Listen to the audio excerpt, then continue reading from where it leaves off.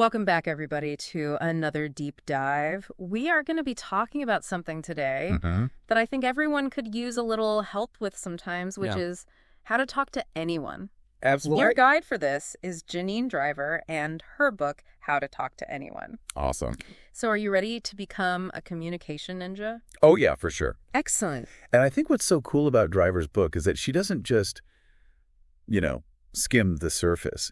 She really dives deep into the psychology and the science behind why these techniques work. Yes. So it's not just oh, do this and you'll be charming. It's right. There are actual reasons why this stuff works. Yeah, she gets into the nitty-gritty, which I appreciate. Yes. So one of the things that she kicks off with is talking about first impressions, that make it or break it moment before you even say a word. Right. And apparently a whopping 80% of that impression is based on how you look and how you move. I know, right? That's crazy to think about. It is a lot of pressure. It is. You're oh my gosh, I've been doing it all wrong. I know. But it's true, though. Yeah. You meet somebody and you can just tell. They just have this charisma about them, They ooze it. Yeah. And they haven't even said a word. And Driver, she told this story about this caricaturist. Okay. His name is Bob. And she said that he could just look at somebody for a couple of seconds. Oh. And capture their entire personality. Oh, wow. Just from their posture, their little gestures, the way they hold their head. Yeah. All of that adds up to tell the story about who you are. That's wild. Exactly. It makes you realize how much we're communicating all the time without even realizing it. Right. Exactly. So, okay, we know that first impressions are huge, but what do we do? Yeah. What can we actually do about it? Well, that's where Driver comes in with all these great techniques. Okay. She dives into some really specific stuff. And one of the first things she talks about is smile. Okay, we all know how to smile, right? Right. But there's a twist to this. Oh. It's not just about plastering on a grin. Okay. Driver calls it the flooding smile. The flooding smile. The flitting smile. Interesting. And it's all about the timing. Okay. So imagine this. You meet somebody, you make eye contact, and then you let this genuine smile slowly spread across your face. Oh, you're making the smile just for them. Exactly. I see. It's special just for them, and it feels more personal. I can see that. Yes, and it makes you seem way more sincere. Less just oh, hey, nice to meet you, Right. Going through the motions. Wait, right. And what's so fascinating is that Driver observed this in tons of influential people. Oh, really? Politicians, celebrities, they all do this naturally. Interesting. Yeah. Okay, I'm definitely adding the flooding smile to my mental toolbox. It's a good one. Now, what about eye contact? Because that's always felt like a minefield to me. Too much can be creepy. Too little makes you look disengaged. Right. What's the sweet spot? Right. Driver calls this one sticky eyes. Sticky eyes, all right? And yeah, it's definitely about finding that balance. Okay. You don't want to stare somebody down. Right. But just a well-placed pause and eye contact can work wonders. Okay, so how do you actually do sticky eyes without it being a staring contest? How do you make it natural? Right. So think of it kind of like a lingering glance. Okay. You know how most people, when they finish talking, they kind of look away? Yeah. Try holding their gaze just for a beat longer. Okay. Just a second or two. Mm-hmm. It makes you seem more attentive. Right. You're really absorbing what they're saying. So subtle. It is. But I bet it makes a big difference. It does. No, I think she also mentioned something about counting blinks. Is that right? She does. What is that about? So studies have shown that simply counting somebody's blinks can actually make them like you more subconsciously. What? I know it sounds crazy, but it's because it forces you to really focus on them. Oh, I see. You're not thinking about what am I going to say next? Right. You're really paying attention. Yeah. That's so interesting. It is. I never would have guessed that. Yeah. It's a weird one, right? It is. But it works. So we've got the smiling, we've got the eye contact. Uh-huh. What about posture? Yes. That has to play a role. Oh, huge role in how confident you appear. Yes. And Driver, she has a really fun visualization for this one. Okay. Imagine that you are biting down on a circus bit. A circus bit. Like a big, None of the acrobats hang from. Yes, exactly. Okay. So you're biting down on that, and that feeling of your head lifting, your spine straightening, Yeah. that's the posture you want. Okay. Instantly makes you look and feel more confident. Hang by your teeth. Hang by your teeth, yes. I love it. It's a good one. That's such a good way to remember to stand up straight. Exactly. Okay, so we've covered a lot of ground here with just like nonverbal stuff. Right. But what about actually starting a conversation? Yeah. Because I think we all have that moment of like, ooh, what am I going to say? Yeah, the dread. The dread, yeah. The approach anxiety. Yes. Get it. So what are drivers' tips for breaking the ice? Okay, so first off, she says the actual words that you say at the beginning aren't as important as you think. Really? I know, right? Uh-huh. What matters more is your energy, Uh-huh. your attitude, like how you're coming across. So it's more about how you say it than what you say. Exactly. Interesting. She calls it prosaic with passion. Prosaic with passion. Prosaic with passion. Okay. So even just a simple hello Yeah. can be engaging if you deliver it with genuine enthusiasm and a warm smile. Okay, I like that. Yeah. It takes the pressure off. It does. To come up with some like super clever line. Okay, so besides prosaic with passion, what are some of her other conversation starters? Okay, so she suggests always wear a wetsuit.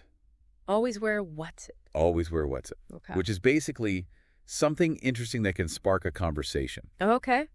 So it could be like a unique piece of jewelry or a cool pin Yeah. or even a book with a really eye-catching title. Oh, I like that. Yeah. It gives people a reason to be like, oh, I love that pin. Exactly. Like a natural way to approach you. Yeah, it's like a built-in conversation piece. Exactly.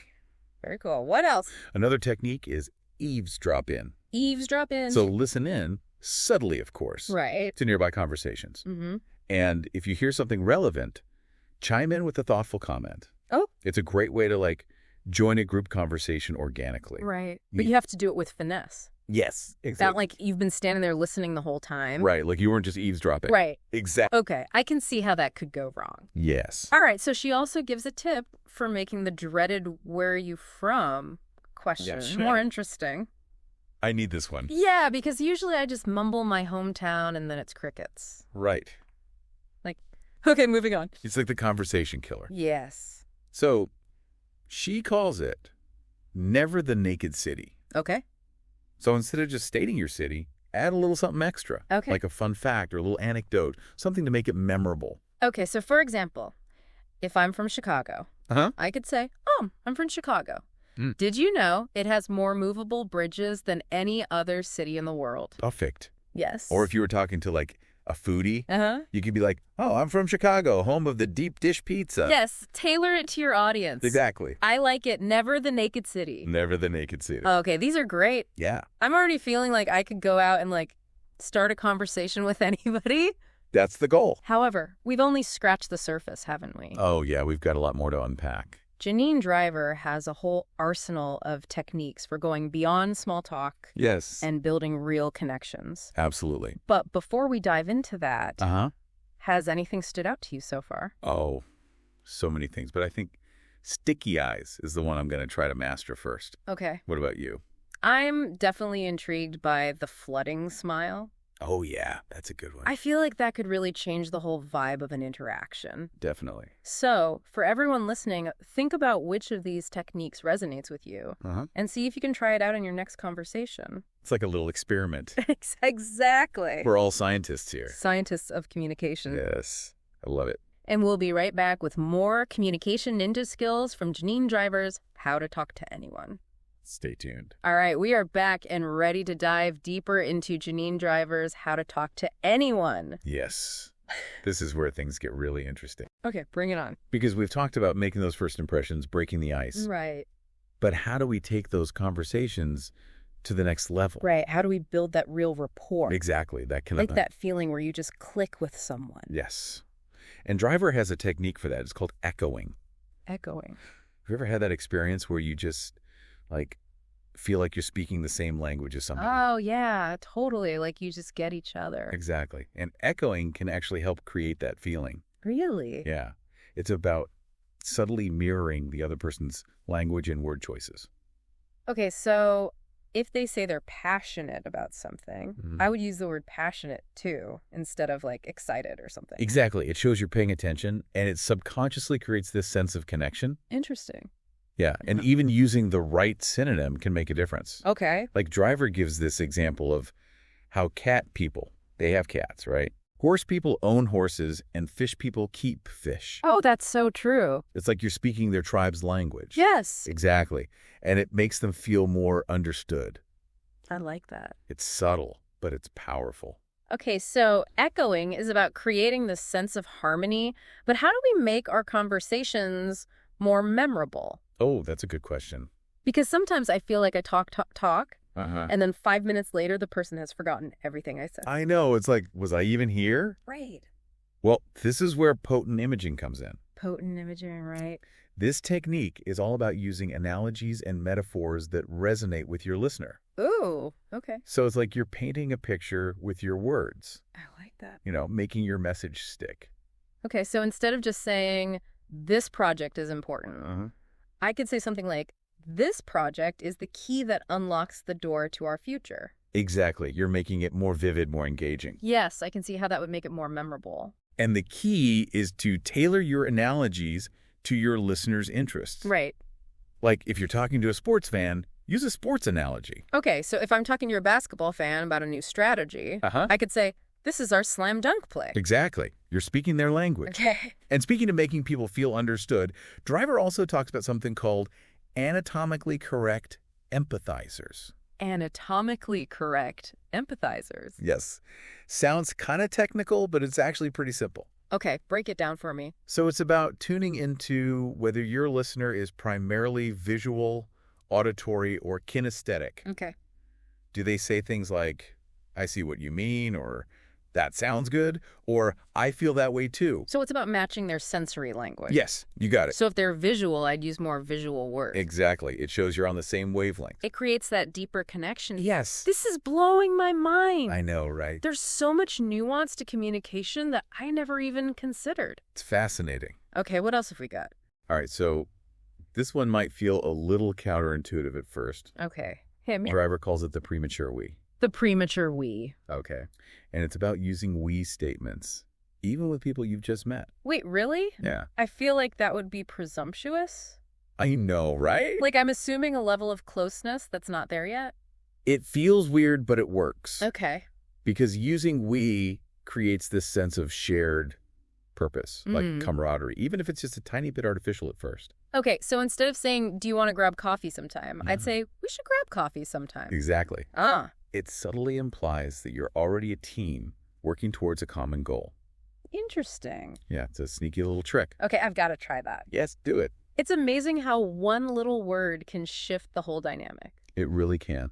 I love it. Okay, so we've talked about starting conversations, building rapport, but what about giving compliments?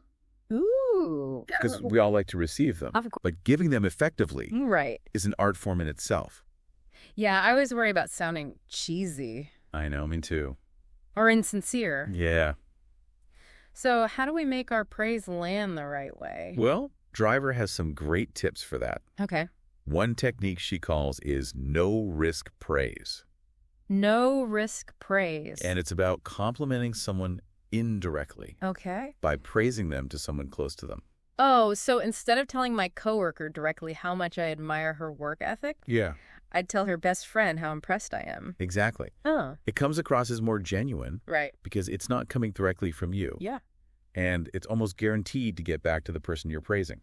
Oh, I like that. It's like a secret compliment. It is. It's like a little whisper campaign of positivity. Yes! And Driver also encourages us to become carrier pigeons of good feelings. Okay. Which means actively listening for positive things people say about each other and then passing those compliments along. That's so wholesome. I know, right? Like we're little messengers of appreciation. Exactly. Spreading good vibes wherever we go. And it makes everyone feel good. It does. The giver, the receiver, the carrier pigeon. So win-win-win. Okay, I am totally on board with being a carrier pigeon. Yes. Join the flock. But what about giving compliments directly? Yeah. Are there tips for making them extra impactful? Oh, absolutely. Okay. So Driver suggests sneaking praise into the parenthetical part of a sentence. Okay. She calls it accidental adulation. Oh, interesting. So you might say something like, I finished that report. Your feedback was incredibly helpful, by the way. Oh, I like that. Yeah. There's like a hidden bonus compliment. It is. It feels more casual and off the cuff. Exactly. And for really special occasions, she has a technique she calls the killer compliment. Killer compliment. Okay, lay it on me. This is a highly specific and meaningful compliment that you deliver privately. Okay. So it's not just, you're great. It's more like, the way you handled that situation was so thoughtful and professional, it really inspired me. Ooh, yeah. You know, like really specific. Specific and genuine. Yes. Okay, so we've talked about giving compliments, but what about receiving them? Oh, good point. Because I know I'm guilty of this. Me too. I deflect or downplay compliments all the time. Right. It's like, oh, it was nothing. Yes. Exactly. A driver says the best response is simply, thank you. Just thank you. Yeah. Okay. Acknowledge the compliment. Let it sink in and appreciate the other person's thoughtfulness. Yeah, you're right. It's about allowing yourself to receive that positive energy without diminishing it. Okay, I can do that. Yeah. Now, I know Driver also has a technique called the tombstone game. Oh, yes. Which sounds a little morbid. I know, right? Tell me more. So it's about asking your loved ones what they would like engraved on their tombstone. Okay, that is deep. It is. But I can see how it would lead to some really meaningful conversations. Right. Like, what do you want to be remembered for? Yeah. What's your legacy? Huh. And then, when the moment is right, you can express your appreciation for them using the very words they shared with you. Oh, wow. That's powerful. It is like you're reflecting their deepest values back to them.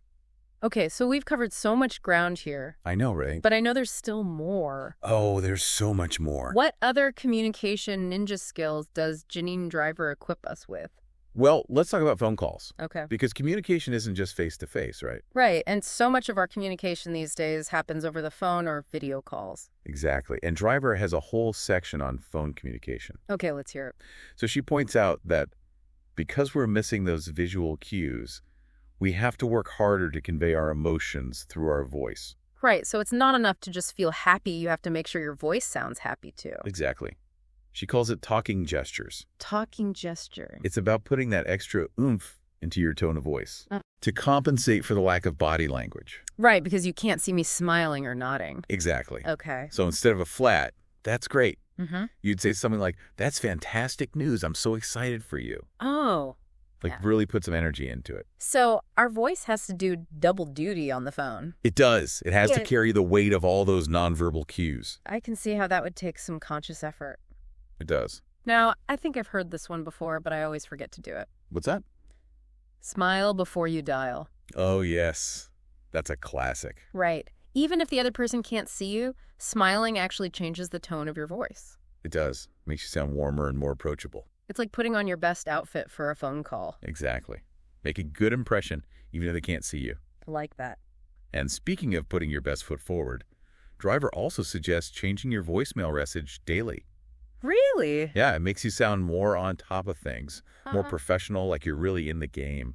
Okay, that's a good tip. Yeah, because we all know those voicemail messages that have been sitting there for like months. Oh, yeah. Totally guilty of that. Me too. It's like, ugh, I need to update that. Hey. But keep it fresh, keep it current. Okay, so what about leaving a message for someone else? Ah, yes, the art of the voicemail. Any advice on how to make sure they actually call you back? Driver calls it your 10-second audition. Okay. Treat that voicemail message like a mini pitch. All right. Keep it concise, engaging, and make sure it has a clear call to action. So instead of rambling, hey, it's me, call me back when you get a chance, it would be more like, hi, Sarah, it's your name calling about that project proposal. Give me a ring back by Friday so we can nail down the details. Thanks. Perfect. Yes. Yes. I nailed it. Concise, clear, and to the point. Exactly. Okay, what if you're trying to reach, like, a big decision maker? Oh, yep. Sometimes it feels impossible to get past those gatekeepers. I know. It's like they're guarding Fort Knox. Right.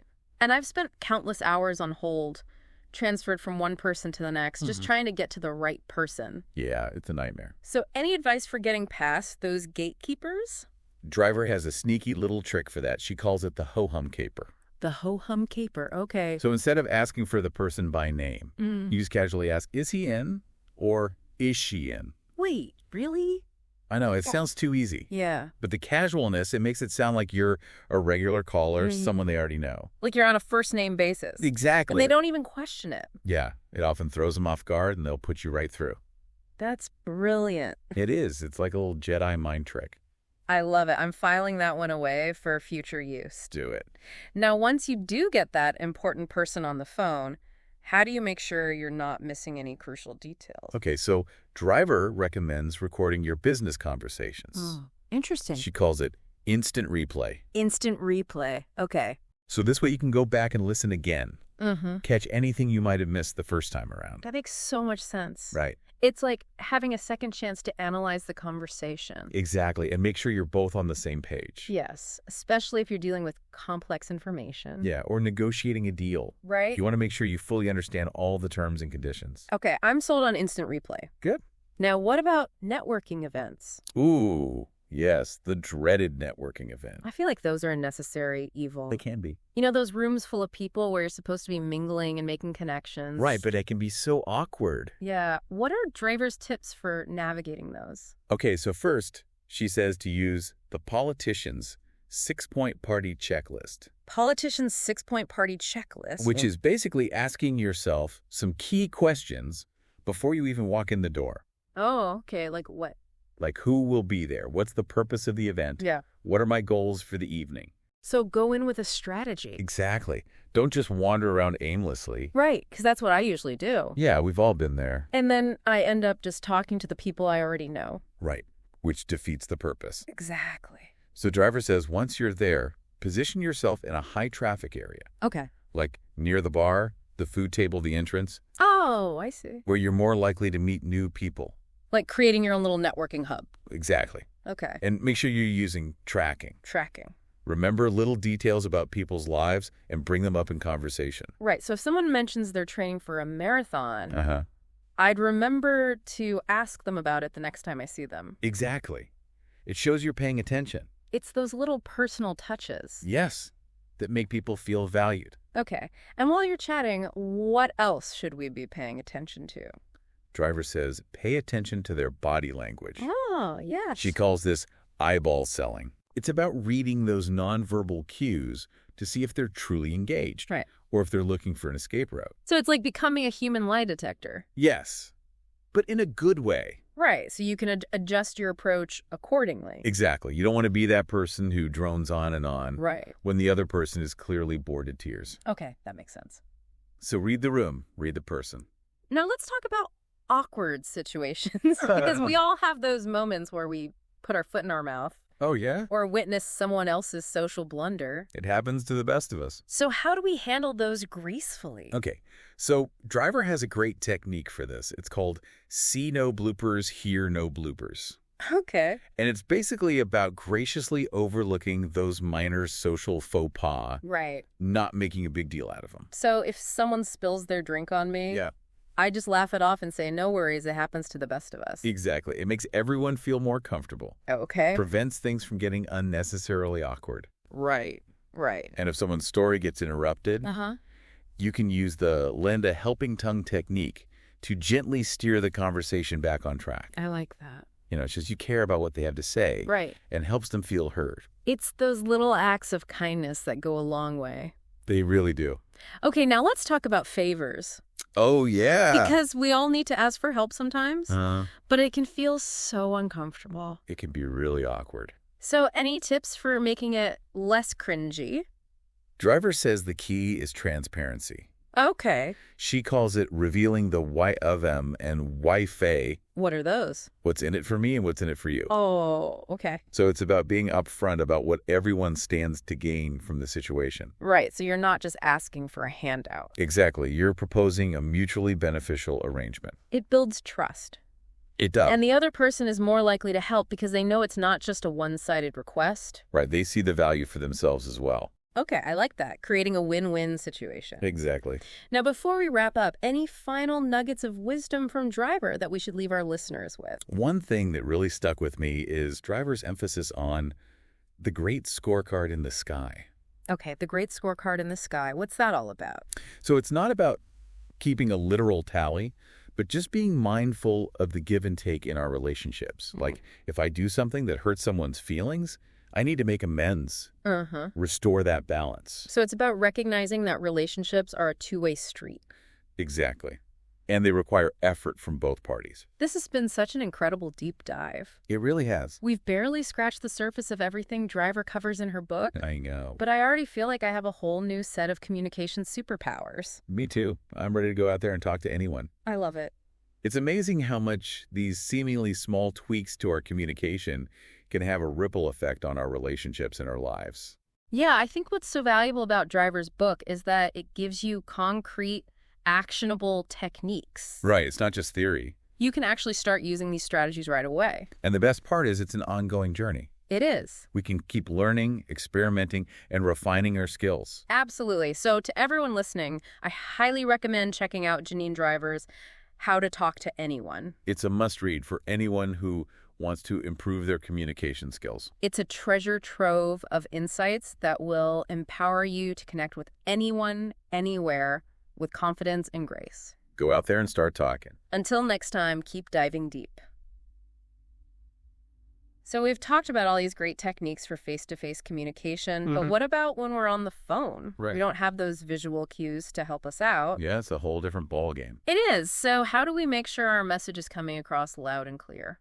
Well, Driver has a whole section in her book about phone communication. Okay. And she points out that because we're missing those nonverbal cues, we have to work even harder to convey our emotions through our voice. Right. So it's not enough to just feel happy. You have to make sure your voice actually sounds happy, too. Exactly. She calls it talking gestures. Talking gestures. Okay. It's like putting that extra oomph into your tone of voice to compensate for the lack of body language. So instead of a flat, "That's great," Yeah. you'd say something like, "That's fantastic news. I'm so excited for you." Exactly.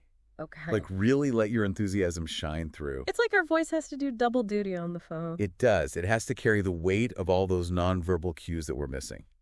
I can see how that would take some conscious effort. Yeah, definitely. Now, I've had this tip before, but I always forget to do it. What's that? Smile before you dial.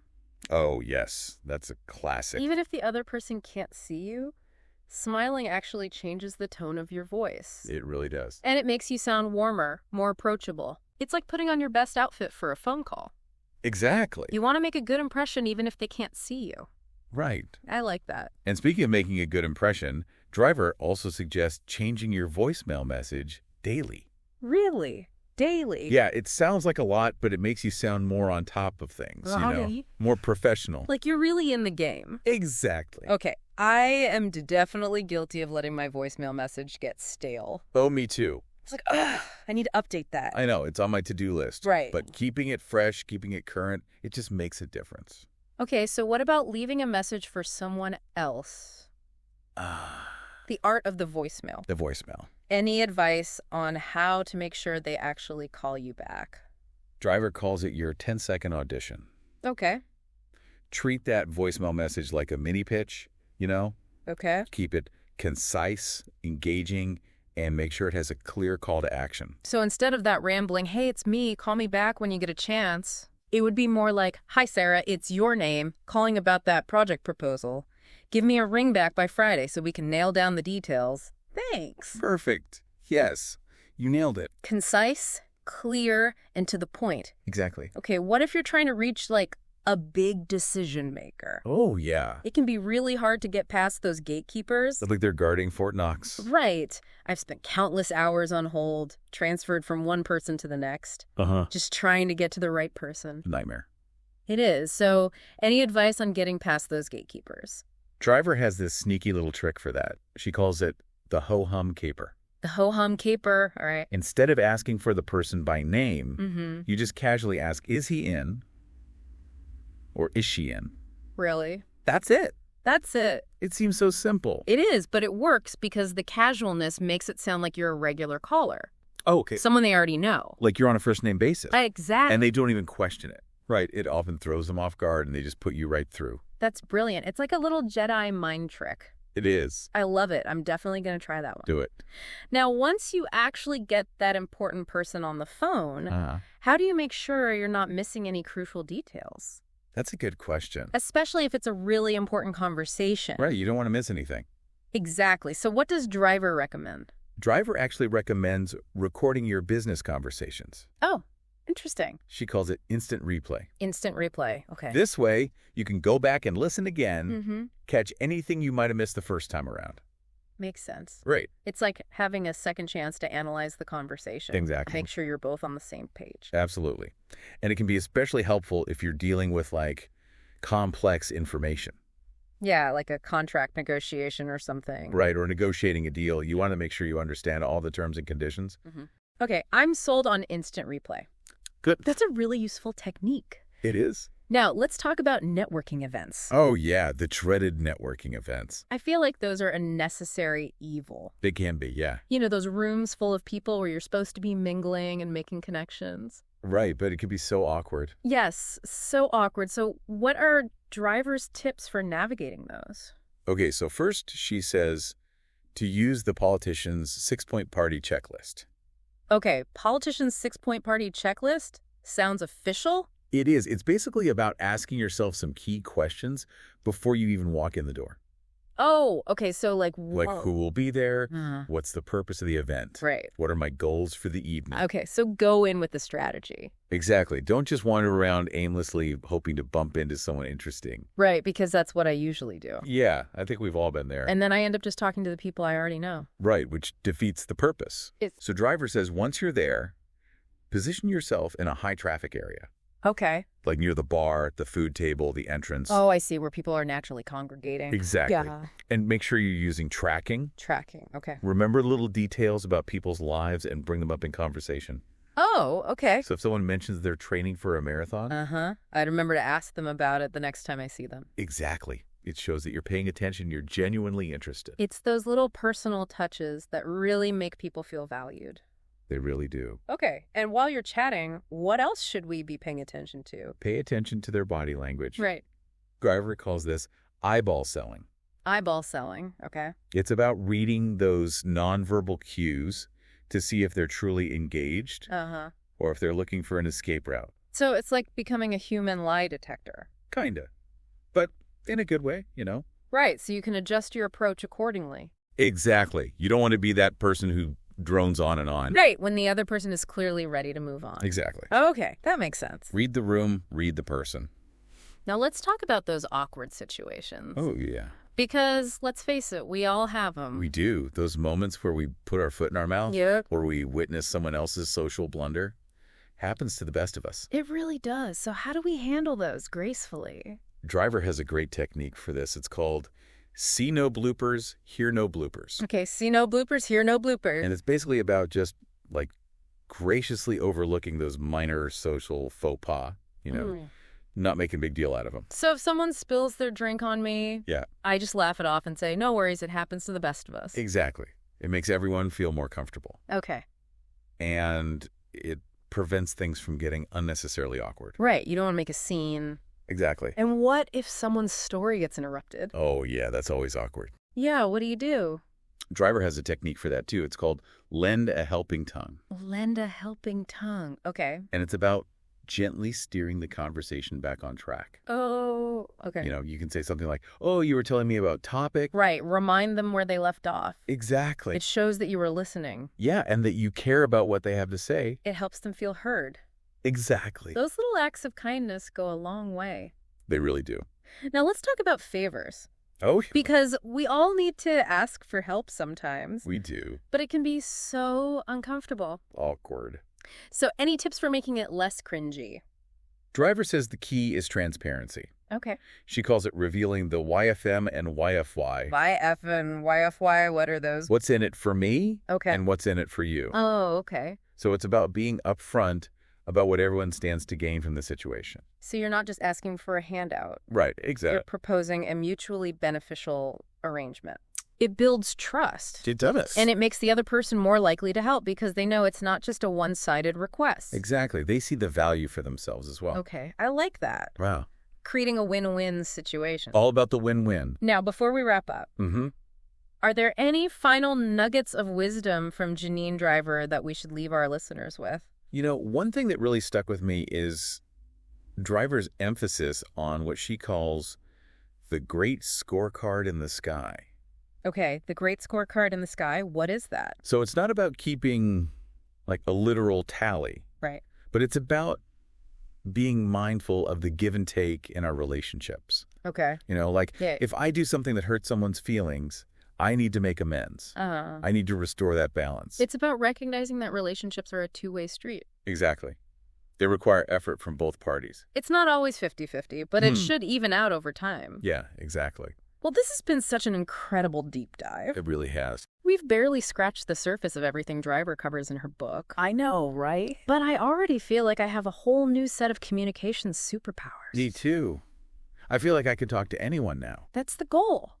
It is, and it's amazing how much these seemingly small tweaks to our communication can have a ripple effect on our relationships in our lives. Yeah, and I think what's so valuable about Driver's book is that it gives you concrete, actionable techniques. Right. It's not just theory. It's stuff you can actually use. Yeah, you can start using these strategies right away. And the best part is, it's an ongoing journey. Right. We can keep learning, experimenting, and refining our skills. Exactly. So to everyone listening, I highly recommend checking out Janine Driver's How to Talk to Anyone. Yes. It's a treasure trove of insights that will empower you to connect with anyone, anywhere, with confidence and grace. Go out there and start talking. Until next time, keep diving deep.